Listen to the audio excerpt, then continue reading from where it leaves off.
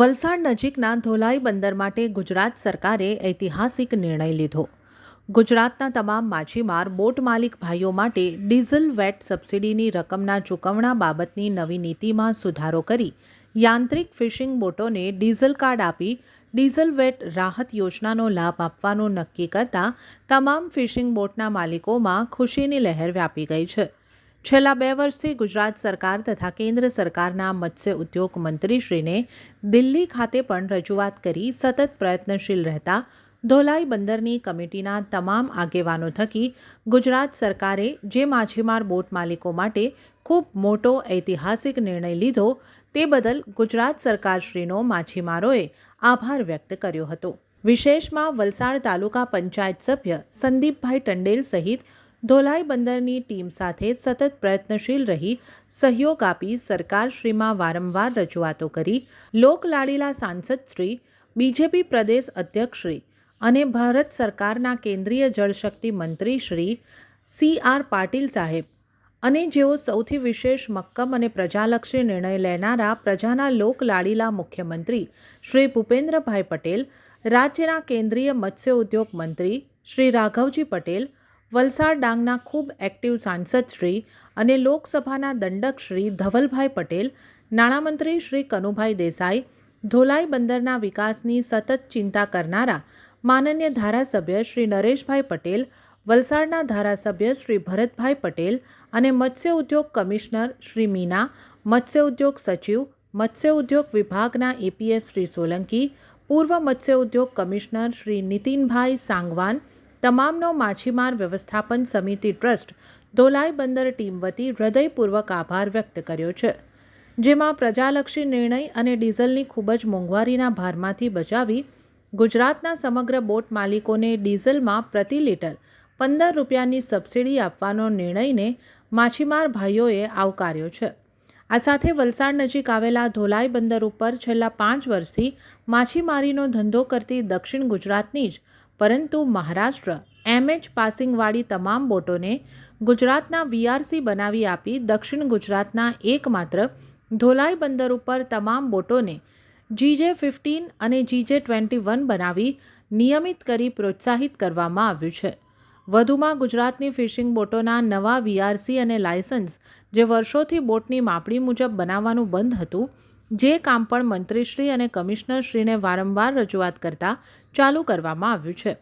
જેમાં ખાસ કરીને મહારાષ્ટ્રમાંથી ગુજરાતનું પાસિંગ કરવું એટલે લોઢાના ચણા ચાવવા જેવું અતિ મુશ્કેલ કામને પણ બંદર કમિટીના સહકારથી પ્રમુખ શ્રી ઈશ્વરભાઈ D. ટંડેલ દ્વારા સફળ રીતે પાર પાડી મહારાષ્ટ્ર રાજ્યમાંથી ગુજરાતમાં ધોલાઈ બંદર ઉપર લાવી ગુજરાત રાજ્યને હુંડિયામણ કમાવી આપવા જેવી પ્રશંસનીય કામગીરી કરવા બદલ માછીમાર ભાઈઓએ આભાર માન્યો હતો.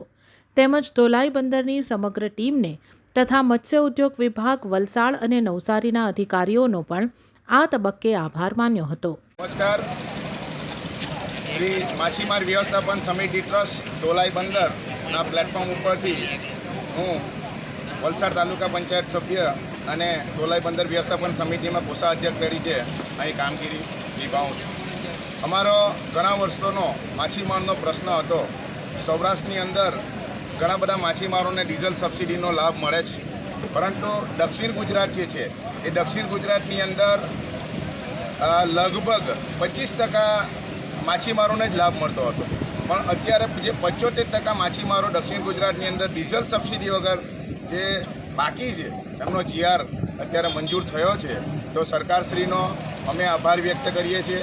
સૌથી પહેલાં આપણા લોકલાડીલા મુખ્યમંત્રી ભૂપેન્દ્રભાઈ પટેલ અને CR પાટીલ સાહેબ, આપણે સૌ જાણીએ છીએ કેન્દ્રીય મંત્રી જળશક્તિ મંત્રાલય અને એમની જે ટીમ છે રાઘવજી સાહેબ અને એમની સાથે આપણા એક્ટિવ સાંસદ સભ્ય અને ધારાસભ્ય. એક્ટિવ સાંસદ સભ્ય જોવા જાય તો આપણા ધવલભાઈ પટેલ અને એક્ટિવ ધારાસભ્ય આપણા નરેશભાઈ પટેલ અને એમની સાથે ભરતભાઈ પટેલ. આ જે ટીમ છે એ ટીમ અમને ખૂબ સપોર્ટ કર્યો છે. અને એમની સાથે સાથે જે માજી મંત્રી જીતુભાઈ ચૌધરી, એમના કાર્યકાળની અંદર વારંવાર અમે સરકારને ડીઝલ સબસિડી માટે રજૂઆતો કરતા હતા.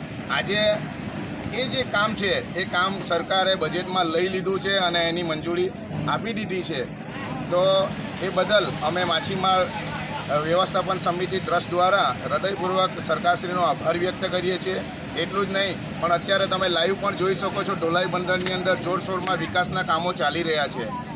જેવી કે શેડના કામ હોય, ડ્રેનેજના કામ હોય, રોડ રસ્તાના કામ હોય, લાઇટના કામ હોય, હાઈમાસના કામ હોય, એ દરેકે દરેક કામો આજે ઢોલાઈ બંદર ઉપર ચાલી રહ્યા છે. એટલું જ નહીં પણ કાંઠા વિસ્તારનો સૌથી મોટો એક પ્રશ્ન હતો પ્રોટેક્શન વોલ. એ પ્રોટેક્શન વોલનો પ્રશ્ન પણ અમારા જે ધારાસભ્ય અને સાંસદ સભ્ય છે એમણે ખૂબ ટૂંકા સમયગાળાની અંદર દિલ્હીની અંદર પાર્લામેન્ટની અંદર એમણે અવાજ ઉઠાવ્યો છે અને આ કામગીરી પણ જોરશોરમાં ચાલી રહી છે.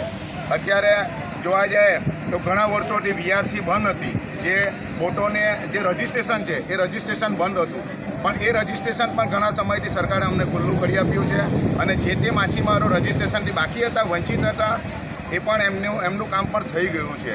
તો આજે તમામ કામગીરીઓ છે. અત્યારે જોવા જાય તો ઢોલાઈ બંદર ઉપર ટ્રાફિકની સમસ્યા ખૂબ વધી ગઈ છે, કારણ કે બોટો વધવાને કારણે ટ્રાફિકની સમસ્યા વધી ગઈ છે.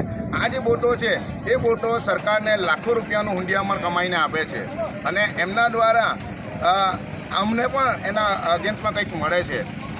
તો અમે સરકારશ્રીને એટલું કહેવા માંગીએ છીએ, અત્યારે અમારો અગરિયાનો જે પ્રશ્ન હતો એ અગરિયાનો પ્રશ્ન પણ અમારા ધવલભાઈ પટેલ એમણે છરવાડા, ધણાસણા અને કકવારી જે અમારા અગરિયાના નાના નાના અગરિયાઓ હતા એ અગરિયાઓને ફરી પાછી એની જમીન મળે અને એના લીઝ પટ્ટો મળે અને એ મીઠું પકવે અને એ જે ઇન્ડસ્ટ્રી ફરી પાછી ચાલુ થાય એના માટે સાંસદશ્રીના પ્રયત્ન પણ ચાલુ છે. બીજું કે અમારા ધોલાઈ બંદરના એક્સટેન્શન માટે 400 મીટર અમે એક્સટેન્શન માંગ્યું છે ટ્રાફિકની સમસ્યાના કારણે. એ પણ ટૂંક સમયમાં પૂર્ણ થઈ જશે એવી અમને સંપૂર્ણ અપેક્ષા અને લાગણી છે, આશા છે. એટલા માટે અમે આજે સરકારને એટલે કે સરકારશ્રીને ખાસ કરીને સી.આર. પાટીલ સાહેબ, મુખ્યમંત્રી સાહેબ, અમારા ધારાસભ્ય સાહેબ, સાંસદ સભ્ય સાહેબ તમામનો અમે હૃદયપૂર્વક આભાર વ્યક્ત કરીએ છીએ. જય હિન્દ, જય ભારત, વંદે માતરમ, જય જય ગરવી ગુજરાત. અસ્તુ.